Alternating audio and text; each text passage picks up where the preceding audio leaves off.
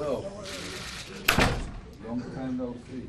I celebrated your wife about you.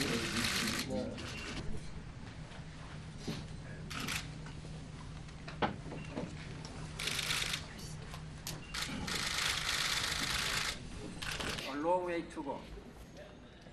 We need 10 I think that we should not pretend that we are more important for the Egyptian people than their own interests. I don't think that I have to respond on this.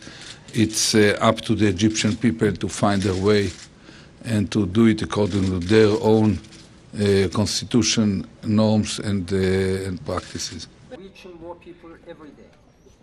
We now have I think that a peace process can emerge only from a dialogue between the partners, ultimately, especially between us and Palestinians, that we are already about 20 years into these negotiations.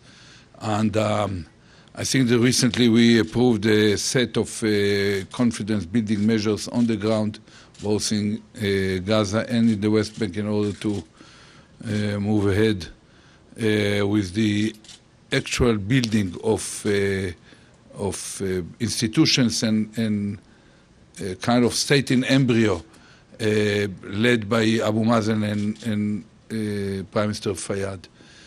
and is potentially devastating impact.